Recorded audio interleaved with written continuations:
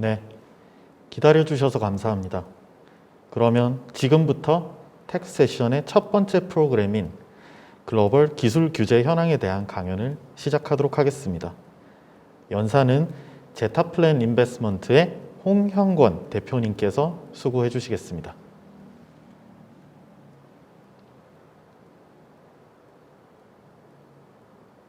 안녕하십니까. 제타플랜 인베스트 홍형권입니다. 이번 시간에는 한국 소재부품 장비 투자기업협의회 함께 조사한 해외 M&A 기술 규제 현황과 함께 각국의 기술 규제 그리고 기술 규제를 회피한 M&A 성공 전략을 여러분께 안내해드린 시간을 갖도록 하겠습니다. 오늘 발표드릴 내용의 목차를 한번 살펴보겠습니다. 먼저 글로벌 M&A와 기술 규제 동향, 두 번째는 주요 국가별 M&A 동향 및 기술 규제 정책, 그리고 주요 국가의 기술 규제 회피 M&A 성공 사례도 같이 살펴보겠습니다.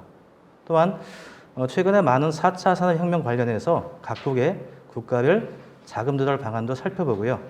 마지막으로 기술 규제 회피에 대한 M&A 전략도 한번 제시하도록 하는 시간을 가져보겠습니다.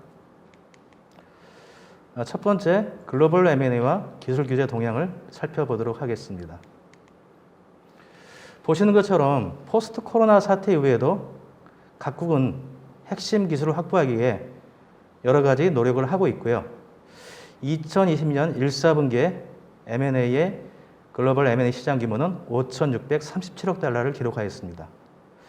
하지만 한국은 그런 영향을 더 많이 받은 것 같지는 모르겠지만 한국의 글로벌 M&A 시장 규모는 47억 불로 경제 GDP 대비 M&A 투자가 상당히 낮게 기록이 되었습니다. 보시는 내용은 2020년 1사분기 기준입니다. 이러한 영향을 중국도 볼 수 있는데요. 중국의 경우에도 2016년까지 2,250억 달러의 글로벌 M&A를 했는데 올해 1사분기에는 113억 불로 상당히 저조한 부분을 볼 수 있습니다. 이런 부분들이 새로운 글로벌 M&A 시장의 트렌드라고 할 수 있습니다. 그렇다면 글로벌 M&A와 기술 규제는 어떤 연관 관계가 있을까요? 가장 중요한 이슈는 국가 안보와 기술 경쟁력 보호 부분이 가장 강력하게 자리 잡고 있습니다. 2017년까지 중국의 M&A를 저지하기 위해서 2018년부터는 글로벌 국가 55개국이 외국인 투자 법규를 강화하고 또한 개정안을 발표하고 시행하라 했습니다. 그래서 이러한 이유로 인해서 핵심 기술이나 민감한 기술들에 대한 대규모 M&A가 2018년에 22건의 사례가 중단되었던 그런 형태를 우리가 확인할 수 있었습니다. 이러한 형태는 2017년 대비 2배의 규모의 형태를 가지고 있었습니다. 주요 사항 중에서는 자국의 첨단 기술 보호 그리고 경제 활성화 때문에도 이런 M&A가 완화 또는 강화되는 온건의 양면의 정책을 가져가고 있습니다. 그 중에서 가장 깊게 살펴볼 부분이 미국입니다. 미국은 첨단 기술, 군시설, 그리고 핵심 인프라, 관련 부동산, 지분 투자까지 규제하는 외국인 투자 위험 검토 현대화법이라는 입법을 강화해서 글로벌 시장에서의 중국 기술 규제에 대한 M&A를 강화하고 있습니다. 이런 부분들이 적극적인 방어로 갈 수 있는 부분들은 피르마라는 외국인 투자 위험 검토 현대화법이 입법에 의해서 통과가 됐고 강력한 규제 정책을 가져가고 있습니다. 이런 법규가 이전에 2013년에도 알리바바가 미국의 클라우드 컴퓨팅 회사인 머니그램을 인수하려고 했는데 미국 정부에서는 강력한 규제를 통해서 인수를 무산시킨 사례도 있습니다. 이에 따라 알리바바는 중국 클라우드 컴퓨팅 시장에 약 2천억 위안을 자체 투자했던 그런 사례도 있었습니다. 최근에는 미국은 기술뿐만 아니라 핵심 인프라 부분 그리고 지분 투자인 비경영권에 대한 부분까지도 국가 안보 위험이 된다면 자체적으로 규제를 할 수 있게 법안이 통과되고 강화시키고 있습니다. 유럽연합도 마찬가지 정책을 가져가고 있는데요. 중국의 많은 EU 국가의 기술 가진 기업들의 M&A를 진행했었고요. 이런 부분을 강화하기 위해서 EU에서는요, 안보와 공공질서를 위협하는 모든 외국인 직접 투자에 대해서는 강화하는 것들을 강화시켰습니다. 에너지, 운송, 통신 데이터까지도 여기에 포함되고 있습니다. 또한 EU 집행위원회에서는요, EU 회원국의 공공이익을 위해서는 언제든지 외국인 투자에 대한 의견 제시를 바로 확인할 수 있도록 하는 부분들로 의무 규정을 두었습니다. 이런 부분들이 새롭게 강화된 기술 규제 정책 중에 하나입니다. 네, 그러면 어떤 것들이 기술 규제 품목에 들어가는지 EU 국가를 중심으로 살펴보겠습니다. 인공지능, 로보틱스, 반도체, 우주항공 기술과 같은 이런 민간 목적 이외에도 군사적 목적으로 사용을 할 수 있는 이러한 부분들은 기술 보호를 강화하고 있죠. 하지만 네이버가 유럽에 있는 인공지능 회사에 인수를 진행했을 때는 그런 규제를 피해갈 수 있었죠. 왜 그럴까요? 군사적인 목적이나 기타 민감한 기술 사항이 아니었기 때문입니다. 또한 최근에는 유럽 투자 규제 백서가 나오고 있는데요. 외국인 기업이 투자할 때 외국 정부의 정책적인 보조를 받는 경우에는 투자 심사를 강화한다는 조건도 같이 참여하고 있고요. 특히 국부 펀드가 참여한 기업들이 유럽 기업을 인수할 때도 상당히 제재를 하는 모습도 보이고 있습니다. 네, 두 번째로 저희가 살펴볼 내용은요, 주요 국가 M&A 동향 및 기술 규제 정책이죠. 여러분도 많이 궁금해하실 텐데 하나씩 살펴보면 여러분이 해외 진출, 글로벌 M&A에 도움이 되실 거라고 판단이 됩니다. 네, 먼저 미국을 살펴보도록 하겠습니다. 조금 전에 제가 설명드렸던 피르마라는 외국인 투자 위험 조사 현대화법이 있는데요. 이걸 중심으로 해서 CFIUS라는 위원회가 운영됩니다. 그래서 산업기술 보호를 전반적으로 하고 있는데 CFIUS는 뒤에서 살펴보겠지만 엄청난 힘을 갖고 있습니다.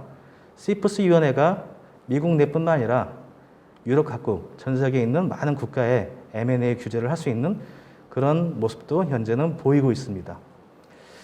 미국 같은 경우에는 기술 규제 관련해서 많은 법규들이 존재하는데 그중에서 대통령 행정명령 조치에 의해서도 기술 규제를 할 수 있습니다. 이런 내용은 여러분들 최근에 보셨습니다. 미국의 트럼프 대통령이 중국의 화웨이를 규제하는 그런 모습들도 여기에 포함되어 있습니다. 두 번째는 러시아를 살펴보고 싶은데요. 러시아는 FAS라는 연방 반독점청이 있습니다. 여기는 어떻게 보면 기술 규제를 하기보다는 해외 투자를 적극 권장하는 형태로 되어 있습니다. 민감한 기술 대해서는 제외하지만 대부분의 기술은 합법적으로 해외와 협력할 수 있는 그런 모습들이 보이고 있습니다. 네, 하지만 중국의 같은 경우는 어떨까요? 해외에 첨단 기술을 가져오는 수입 국가 중에 하나인데 여기도 첨단 기술 수출 규제법이라는 정책을 만들어서 M&A 심사를 강화하고 있습니다.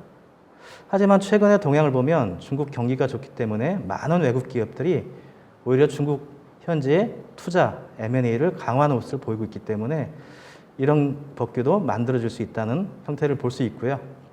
여기에는 85개의 분야의 기술 수출 품목을 규제하는 법규들이 담겨 있습니다.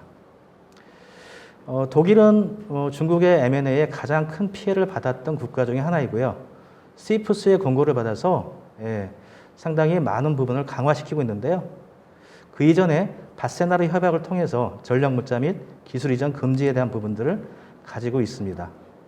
관리기관은 금융감독청에서 진행을 하고 있습니다. 이전 챕터에서 살펴봤지만 EU는 외국인 투자 심사 규정을 강화시키고 있습니다. 그리고 여기에 구속력을 가지고 있는 부분 때문에 EU 집행위원회에서 관할을 하면서 유럽 국가의 공공적인 이익을 보호하고 있습니다. 하지만 전혀 틀린 국가가 있습니다. 이스라엘입니다. 이스라엘은 외국인 투자에 대한 자본시장에 대한 개혁 정책을 가지고 있고 적극적인 투자를 권장하고 있습니다. 특히 첨단 기술에 대한 M&A를 적극적으로 고려하고 있고요. 국방이나 테러, 안보에 대한 부분을 제외하면 거의 다 열려 있다고 보시면 되겠습니다. 관리 당국은 경제산업부 산하의 산업협력국이라고 조사가 되었습니다. 네, 그러면 글로벌 시장에서 가장 M&A를 많이 하는 미국의 기술 분야 M&A는 어떨까요? 올해 2, 4분기 초까지 한번 살펴봤는데요. 메가딜, 즉 5억 불 이상의 M&A 딜은 총 4건이 기록됐고요. 그 중에서 가장 큰 M&A 메가딜은 인포아인시라는 기업을 인수한 사모펀드가 있는데 ERP 솔루션 기업을 130억 달러 규모의 M&A를 진행했던 사례가 가장 큰 규모로 자리를 잡고 있습니다. 이런 내용들을 볼 때 미국은 지속적인 기술 규제를 가지고 있음에도 불구하고 자국 내 M&A는 상당히 유연하게 대처하고 있는 모습들을 확인할 수 있었습니다. 네, 그래서 이 미국의 M&A 시장을 동향을 한번 살펴보았는데요. 기술 분야 M&A는 전기 대비해서 조금 감소를 했지만 올해 하반기부터는 나스닥 지수도 상승하고 있고 기술 분야 M&A는 상당히 긍정적인 신호를 보이고 있습니다. 그리고 올해 하반기 들어서는 많은 부분이 회복되어 있습니다. 그리고 미국 기업들의 특징은 새로운 사업기를 추구하는 기술 분야 M&A는 지속적으로 되고 있는데요. 애플이나 아마존 그리고 마이크로소프트의 M&A도 인공지능, 4차 산업혁명 그리고 플랫폼 사업에 집중이 되고 있는 것들을 확인할 수 있었습니다. 조금 더 구체적으로 미국의 산업기술 보호 관련해서 주요 법규를 살펴보는 시간을 갖겠습니다. 여러분이 계속 제가 강조했던 내용, 외국인 투자 위험 조사 현대화법, 시프스가 관할을 하고 있고 2018년에 강화됐는데요. 보시는 것처럼 외국의 지배력을 가지고 중요한 인수합병을 진행할 때는 의무적으로 심사를 받아야 하는 조항이 들어가 있습니다. 즉 외국 기업이 미국에 있는 어떠한 기업의 M&A 또 지분 투자를 진행할 때 상당히 문제가 될 거라고 판단이 되면 무조건 심사를 받아야 되는 그런 조항이 2018년에 강화되었다라고 여러분들이 인지하시면 되겠습니다.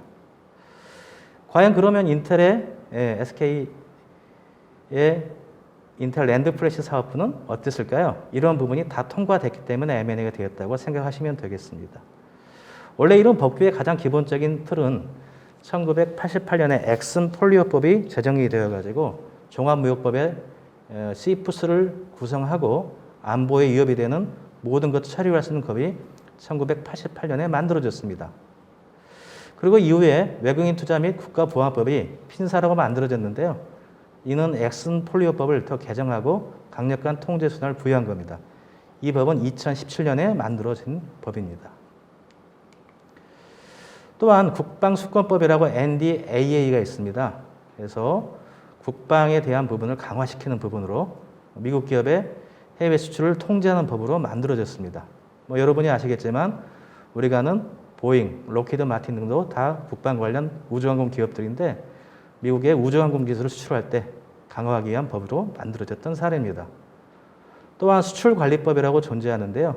여기에는 대통령 수출위원회 PXC 그리고 수출관리국 BXE가 관리하는 법안입니다. 이 부분은 기술 규제보다는 수출에 대한 규제가 있는데 여기에 포함된 내용 중에 기술, 소프트웨어도 여기에 해당되고 있는 게 특이하고요. 이 승인은 미국의 상무부 승인을 받아야 됩니다. 이 승인을 받지 않고 거래하게 되면 벌금 및 징역 그리고 무역거래 제한 조치 등이 부과되는 강력한 법 중에 하나입니다. 또한 이전에 아주 오래된 법 중에 하나가 있는데요. 1979년에 미국 산업보안국 BIS를 만든 통일영업비밀법입니다. 영업비밀을 보호하기 위해서 만들어진 건데요. 여기에 금지 청구나 손해배상 청구도 같이 포함되어 있습니다. 또 재미있는 부분은 변호사 비용에 대한 부과까지도 담겨 있는 게 이 법의 특징입니다. 또 새로운 법 중에 하나가 만들어진 것들이 있는데 1979년에 경제스파이법이 만들어졌습니다. 여기에는 영업비밀 이런 부분들이 들어가 있는 부분이 있고요. 또 여기에는 수익에 대한 몰수, 침해 금지 소송 절차도 그리고 처벌까지도 권한할 수 있는데요. 실제 이런 일이 하나 있었습니다. 중국 기업이 우회해서 대만 기업을 통해서 첨단 기술을 유출하려고 할 때 미국은 최근에 경제 스파이법을 적용해서 실제 구속했던 사례도 존재한 정도로 경제 스파이법이 유효한 상태입니다. 통제 개혁법은 2018년에 강화되었고 여기에는 이머징 및 기반 기술을 포함하고 있습니다. 즉 미국에서 개발되는 모든 첨단 하이엔드 테크놀로지 또는 이머징 테크놀로지에 대해서도 포함되고 있기 때문에 기술 이전 부분도 아주 강화되었다고 보시면 되겠습니다. 마지막으로 살펴볼 내용은 국제무기거래규정 ITAR입니다. 국무부의 국방교역통제실에서 관리를 하고 있는데 군사 목적으로 설계되거나 개발된 모든 미국산의 물품 그리고 기타 물자 등을 수출이나 재수출을 금지하는 법안입니다.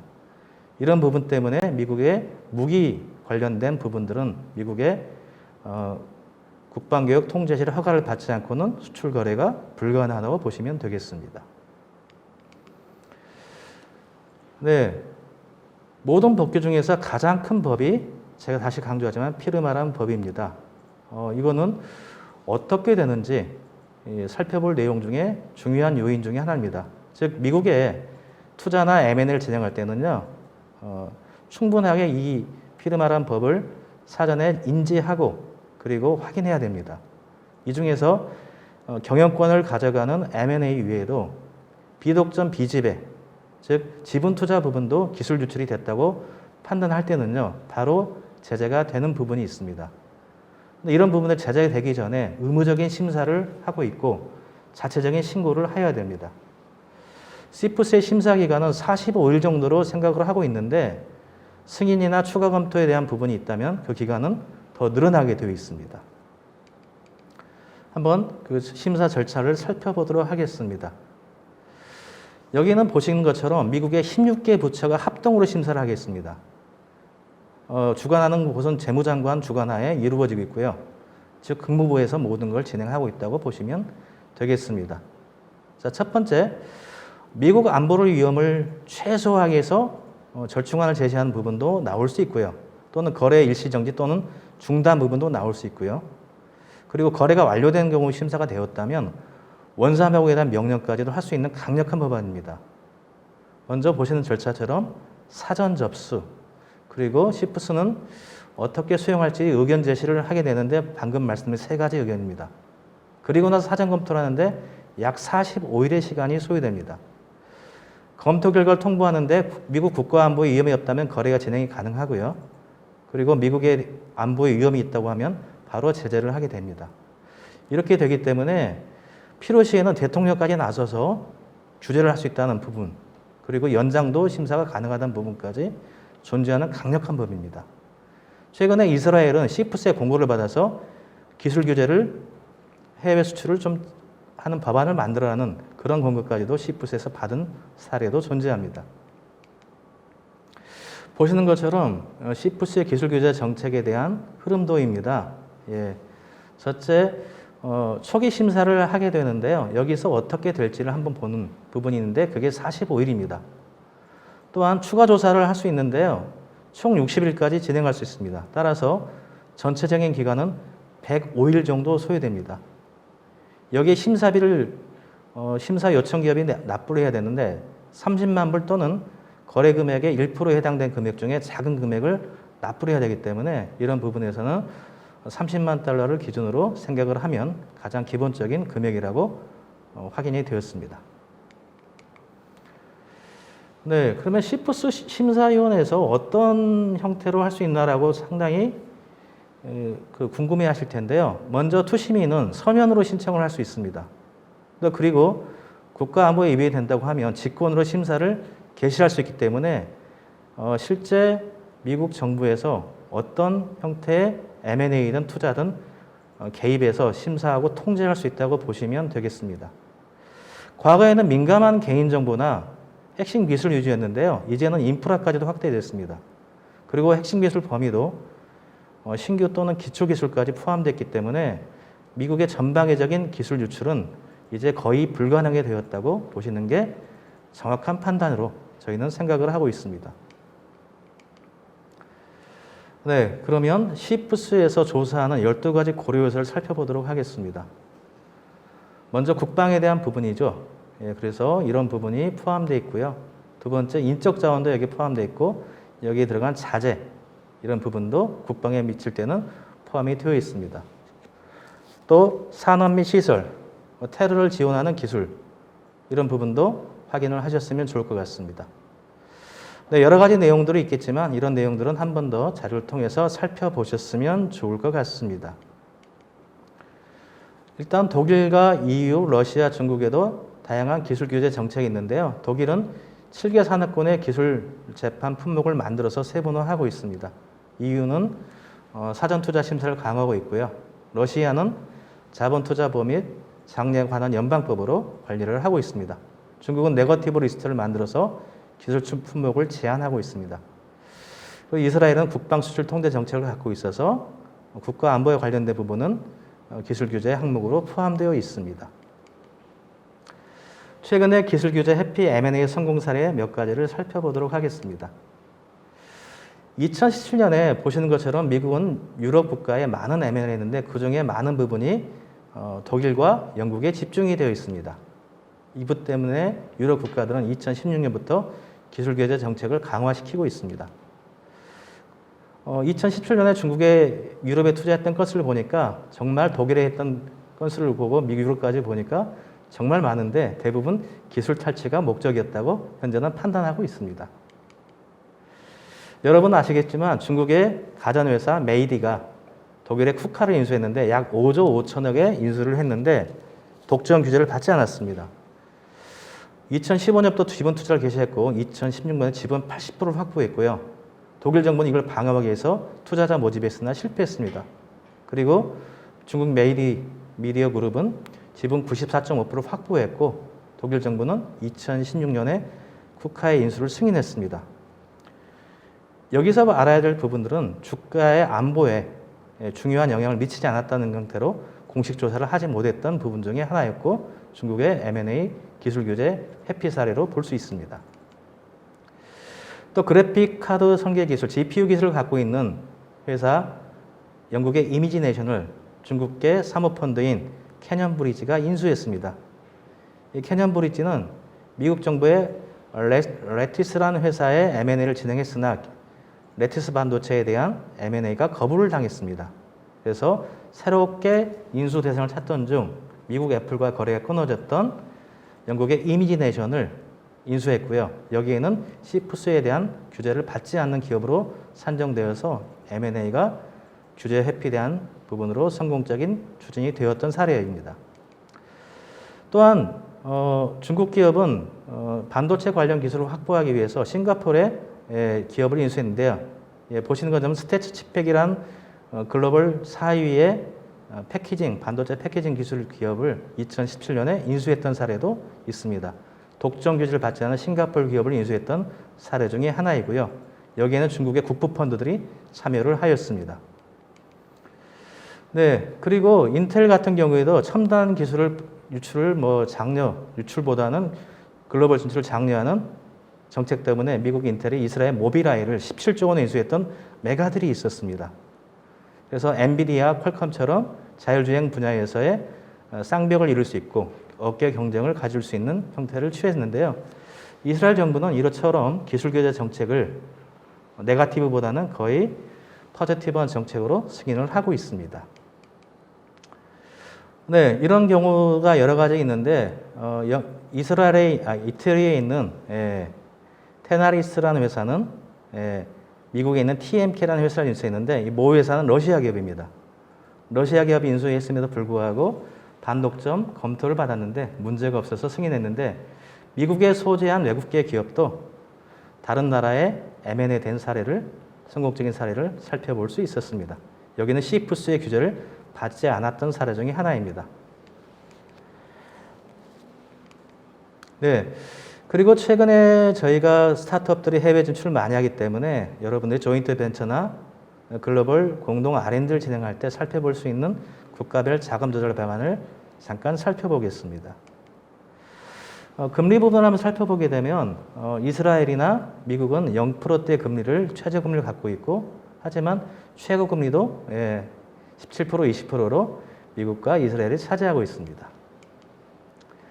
여러분들이 아시는 제도 중에 한국에서 전환사채로 유명한 부분이 있는데요. 미국에는 컨버터블 노트라고 합니다. 이러한 정책으로 초기 투자를 할 수 있고요. 한국에선 전환상환 우선주 RCPS로 불리는 세이프 정책도 같이 많이 사용이 되고 있는 형태를 볼 수 있습니다. 특이할 만한 사용 중에 하나는 미국의 스타트업들은 200만 불에서 1천만 달러까지는 언제든지 은행을 통해서 자금을 유치할 수 있고요. 가장 최근에 투자받은 지분 금액 중에 30에서 50%까지 론이 가능한 형태를 보고 있습니다. 기업의 신용 또는 특허권을 담보로 해서 자금 조달도 가능합니다. 스케일업 정책도 있는데 한국의 스타트업 스케일업 정책처럼 미국의 아메리카 이니셔티브 정책을 통해서 많은 스타트업들을 지원하고 육성하고 있고 유니콘 기업으로 성장을 시키고 있습니다. 독일은 독일 안정화 프로그램을 개정했는데요. 경영위의 최한기업이 2,000억 유로를 지원하는 프로그램인데 1,000억 유로는 131조에 가까운 금액이라서 상당히 많은 기업들의 지원을 하고 있습니다. 또한 독일 재건행 KfW는 긴급대출 프로그램을 마련해서 중소기업의 자금 지원을 하고 있습니다. 특히 코로나19가 어려운 기업들에게도 많은 부분 자금 지원을 확대하고 있습니다. 금리도 3%대로 안정적으로 상환할 수 있도록 하고 있습니다.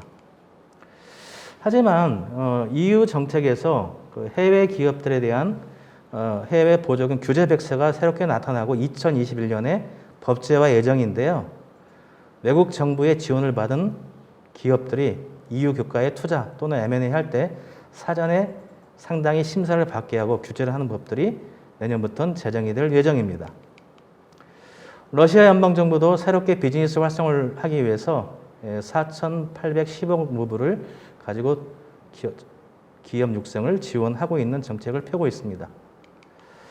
이스라엘 같은 경우에는 해외 IT 스타트업 기업을 육성하는 정책도 존재하고 있는데 상당히 빠르게 지원하고 인큐베이팅 센터가 발달되어 있고 그리고 투노파 같은 새로운 기업 지원 프로그램들을 강조시키고 있습니다.